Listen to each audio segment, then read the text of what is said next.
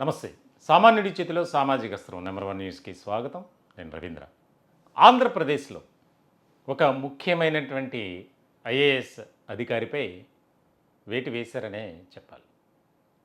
ఆర్పి Sisodia revenue డిపార్ట్మెంట్కి సంబంధించి special chief secretary వ్యవహరిస్తున్నారు. దాదాపుగా ఆయన కూటమి అధికారంలోకి రాగానే కీలకమైనటువంటి బాధ్యతలు అప్పగించారు. అయితే ఇప్పుడు ఆయనపై ఎందుకు వేటు వేయాల్సి వచ్చింది? డిపార్ట్మెంట్ మార్చారు. చేనేత జౌళి శాఖకు సంబంధించి ఆయన్ను బదిలీ చేశారు. అంత ప్రాధాన్యత లేనటువంటి డిపార్ట్మెంట్ అది. అయితే ఎంతో కీలకమైనటువంటి విభాగం రెవెన్యూ శాఖ. ఎందుకు అక్కడి నుంచి ఆయన్ని మార్చారు అనే చర్చ ఇప్పుడు ఇటు రాజకీయ వర్గాల్లోనూ అలాగే ముఖ్యంగా అధికార వర్గాల్లో కూడా విస్తృత స్థాయిలో జరుగుతుంది. 2019 నుంచి 2024 వరకు ఆయన్ను కావాలని ఒక రకంగా వేధించింది వైఎస్ఆర్సీపీ అనేది ప్రచారం జరిగింది. ఇటువంటి క్రమంలో వైఎస్ఆర్సీపీ ఆయన్ను గవర్నర్ దగ్గర స్పెషల్ చీఫ్ సెక్రటరీగా వేసింది. ఇటీవల కాలంలో ఎవరైతే వైఎస్ఆర్సీపీకి అనుకూలంగా వారి విధేయత చూపిస్తూ వారి పట్ల పనిచేసినటువంటి ఐపీఎస్లు అధికారులను బదిలీ చేస్తూ వచ్చింది. కొంతమందికి అయితే కూటమి పోస్టింగ్ కూడా ఇవ్వాల. అటువంటి వారిలో కొంతమందికి మళ్ళీ తిరిగి పోస్టింగ్ ఇచ్చారు తాజాగా. అయితే సిసోడియా విషయంలో అంత కీలకమైనటువంటి నిర్ణయం తీసుకోవడానికి ముఖ్య కారణం ఏంటి అనే చర్చ కూడా జరుగుతుంది. దానికి సంబంధించి రకరకాలుగా వినిపిస్తుంది. ఆయన చేసుకున్నటువంటి తప్పిదమే అనేది. అవకాశం ఇచ్చారని దానిని ఇష్టపూర్వకంగా పనిచేయాలి. అలాగే నీతి నిజాయితీ నిబద్ధత అనేది కూడా చాలా ముఖ్యం. అది ఏ రంగమైనా. ఒక వ్యక్తికి ఒక యజమాని తన సామర్థ్యాన్ని గుర్తించి ఒక అవకాశం ఇచ్చినప్పుడు దానికి తగినట్లుగానే పనిచేయాలి. కానీ సిసోడియా అలా చేయలేదు అనేది ఇప్పుడు ప్రధానంగా వినిపిస్తున్నటువంటి మాట. ఇటీవల కాలంలో రెవెన్యూ డిపార్ట్మెంట్లో కొంతమంది అధికారులపై ఆయన తీసుకున్నటువంటి నిర్ణయాలు చర్యలు అలాగే ఆయన వ్యవహరిస్తున్నటువంటి తీరు ప్రవర్తిస్తున్నటువంటి విధానం ఇవన్నీ కూడా ఒక రకమైనటువంటి ఇబ్బందికరమైనటువంటి పరిస్థితులు ఆయనే తెచ్చుకున్నారు.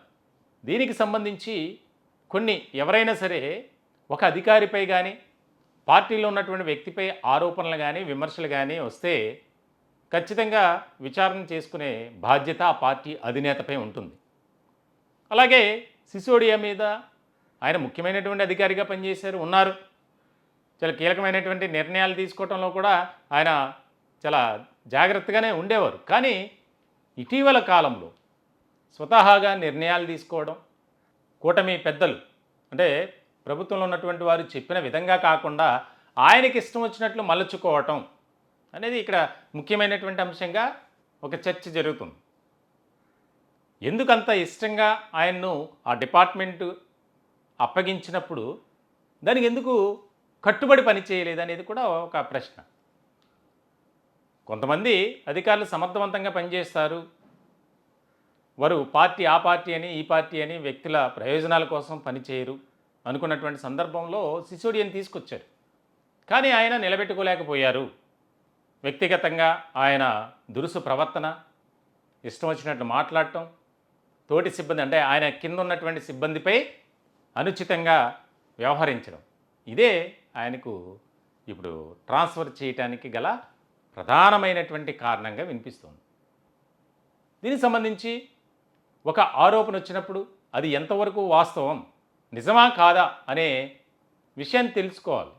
దానిలో భాగంగానే ముఖ్యమంత్రి నారా చంద్రబాబు నాయుడు ఒక కమిటీని అంటే ఇంటెలిజెన్స్ రిపోర్ట్ని తెప్పించుకుని వాస్తవమే వస్తున్నటువంటి వినిపిస్తున్నటువంటి ఆరోపణలు కానీ విమర్శలు కానీ నిజమే, అవినీతికి కూడా పాల్పడుతున్నారు. ఆయన పేషీలో కొంతమంది ప్రైవేటు వ్యక్తులను పెట్టుకుని బయట కూడా వారు చేసేటువంటి దందాలు కానీ అవినీతి అక్రమాలకు సంబంధించి ఈయన ఎక్కడా కూడా మాట్లాడలేదు. సో తద్వారా ఈయన చేసేటువంటి ఇండైరెక్ట్గా చేస్తున్నటువంటి ఈ యొక్క పని పట్ల కూటమికి అలాగే కూటమిలో ఉన్నటువంటి పెద్దలు పాలకులకి చెడ్డ పేరు తెచ్చే విధంగా ఉంటుంది అనేది ఇక్కడ ఒక ఐడెంటిఫికేషన్ అయితే చేశారు. దీనికి సంబంధించి చాలా ఆసక్తికరమైనటువంటి చర్చ జరుగుతుంది. ముఖ్యంగా ఏ గవర్నమెంట్ వచ్చినా, పాలకులు మారినా, ఎవరు మారినా బలయ్యేది అధికారులే. ఎందుకంటే ఇష్టం లేకపోతే మార్చడం, లేదంటే సస్పెండ్ చేయడం, వేరే డిపార్ట్మెంట్కి వేయడం జరుగుతూ ఉంటుంది. ఎక్కడైనా సరే సహజమే ఇది. అందులోనూ మన తెలుగు రాష్ట్రాల్లో మరీ ఎక్కువ. ఆ పార్టీకి అనుకూలంగా పనిచేస్తే ఒక రకంగా, వారికి కాదనో లేకపోతే వ్యతిరేకంగా ఏమైనా నిర్ణయాలు తీసుకుంటే వేరే రకంగా ఉంటుంది. మనకు తెలియంది కాదు. ఇటువంటి సందర్భం వైఎస్ఆర్సీపీ కూడా అలాగే చేసింది. ఎంతోమంది అధికారులను టార్గెట్గా పెట్టుకొని హింసించింది, మానసికంగా, శారీరకంగా కూడా. ఎంతోమంది ఐఏఎస్లు, ఐపీఎస్లు. కూటమి వచ్చిన తర్వాత కూడా ఎవరైతే వైఎస్ఆర్సీపీకి అనుకూలంగా పనిచేశారో వారిని పక్కన పెడుతూ వచ్చింది. మళ్ళీ నెక్స్ట్ టర్మ్లో ఒకవేళ వైఎస్ఆర్సీపీ అధికారంలోకి వస్తే మళ్ళీ వారిని తెచ్చుకుంటారు. ఇవన్నీ సహజమే. కాకపోతే గవర్నమెంట్ ఎంప్లాయ్, అతను ఎక్కడైనా పనిచేస్తాడు, ఎలా అయినా సరే గవర్నమెంట్ శాలరీ ఇవ్వాల్సిందే. సో ఇలాంటి సందర్భంలో సిసోడియాకి ఇచ్చినటువంటి ప్రయారిటీని ఆయన కాపాడుకోలేకపోయారు. దాన్ని ఆయన అందిపుచ్చిన అవకాశంగా మలుచుకొని కొంతమందిని టార్గెట్గా చేసుకుని ఆయనకి ఇష్టం లేనటువంటి అధికారులను హింసకు గురి చేశారు అనేది మాటల ద్వారా. ఇవన్నీ కంప్లైంట్స్గా ముఖ్యమంత్రి నోటీస్కి వెళ్ళాయి. ఇలాంటి సందర్భంలో ఒక ముఖ్యమైనటువంటి విభాగానికి, రెవెన్యూ డిపార్ట్మెంట్కు స్పెషల్ చీఫ్ సెక్రటరీగా వ్యవహరిస్తున్నటువంటి సిసోడియాను ఆగమేఘాలపై వెంటనే ఎవరు కూడా ఊహించలా ఆయన ఆ యొక్క విభాగంలో ఛార్జీ తీసుకుని 1 year అయింది. కానీ వస్తున్నటువంటి ఆరోపణలు, విమర్శలు, ఆయన అవినీతి అక్రమాలకు సంబంధించి ఎక్కడ కూడా డైరెక్ట్గా ఆయన అవినీతి అక్రమాలకు పాల్పడలే. కానీ కొంతమంది వ్యక్తులను పెట్టుకొని రాష్ట్ర వ్యాప్తంగా రెవెన్యూ డిపార్ట్మెంట్లో కొంత అవినీతి జరిగింది అనేది ఆరోపణ. దానికి సంబంధించే కొన్ని ఆధారాలు అన్నీ కూడా సేకరించిన తర్వాత ఈ నిర్ణయం తీసుకున్నారు అనేది ఒక చర్చ జరుగుతుంది. దీంతో మొత్తానికైతే అధికార వర్గాల్లో, అలాగే కూటమిలో కూడా ఆసక్తికరమైనటువంటి చర్చ జరుగుతుంది. ఇంకెవరిపై ఏ సమయంలో వేటు పడుతుంది అనేది అర్థం కాకుండా ఉంది.